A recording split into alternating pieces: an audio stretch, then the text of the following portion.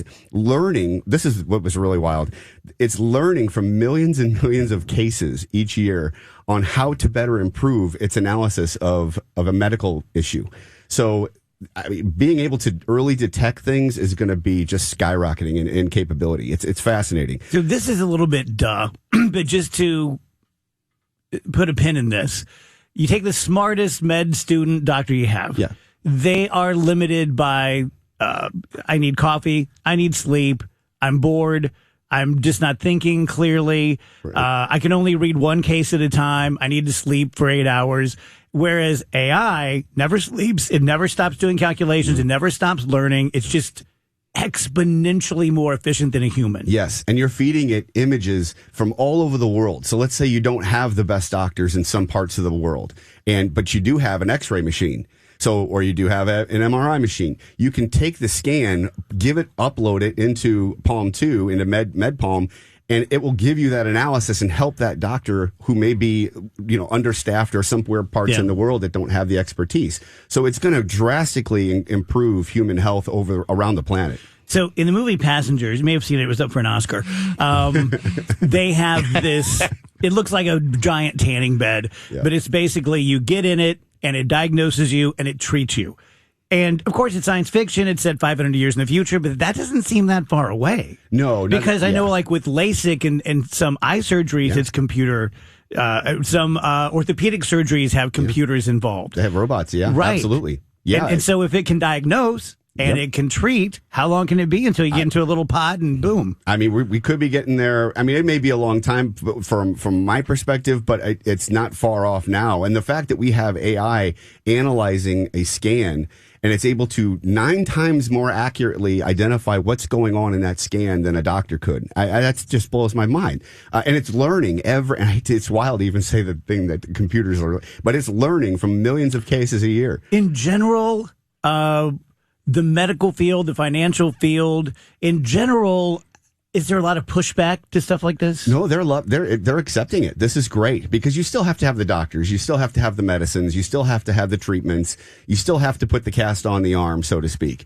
That has to be there. But what's great though is doctors are now able to help so many more people more accurately, so that things don't go a long time. Cancer doesn't grow for another 6 months before it's at least identified and treated.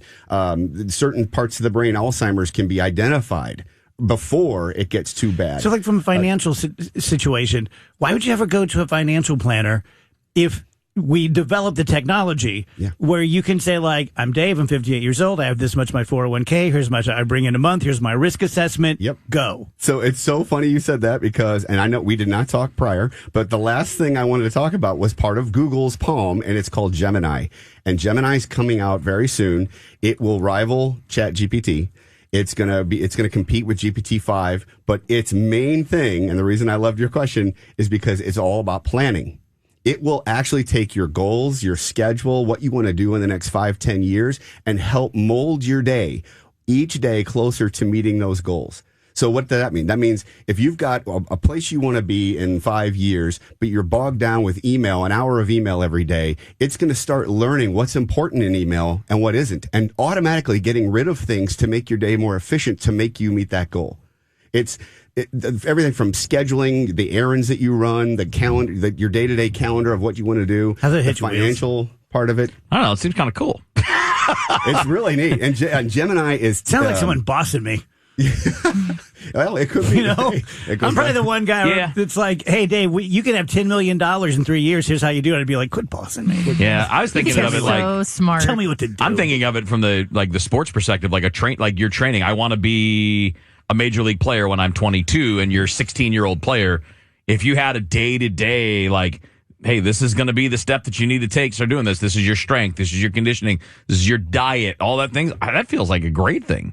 That's exactly what it will do. And that's going to be released very, very soon. And it will also do the things that GPT does, like the text, of course, meaning the whole language model, the video creation, the music from text is still there, getting better and better. We talked about that last time. It's still fascinating. Okay, this is a real question, but it's also concept.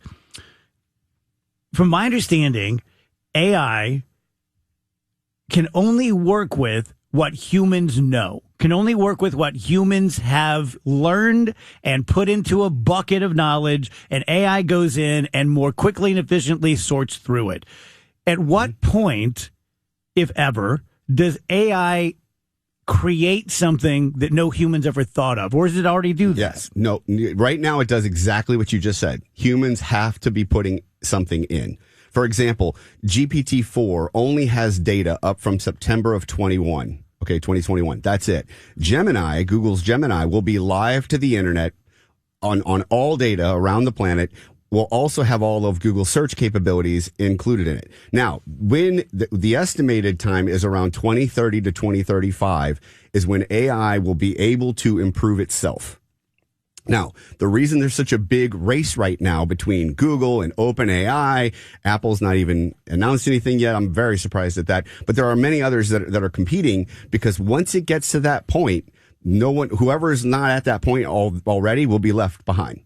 So once AI starts to educate itself, improve itself, write its own code on itself, which they're estimating between 2030 and 2035. Why so long? No, here's why. That's a great question. So the reason for that is quantum computing. Right now, they are really close to getting a quantum computer, which is it's hundreds of thousands of calculations, hundreds of millions of calculations per second. That literally are mind-blowing, that will never ever be topped, so, meaning that we've never gotten to yet. So once they reach quantum computing, and they're estimating 2030, 2035, that is when AI will start to write itself and start to improve itself. And at that point, it isn't the singularity just yet, but that's when it will start to make inventions, recommendations for humans to better improve their lives. It will start to, like we said, it will be the last major human the last invention. thing we invent. Correct. Because after that, they'll invent everything. Correct. 7 years to build the bomb shelters. Crazy. If you guys want to talk to George about your business, go to throttlenet.com/DGS. Thanks, man. Thank you.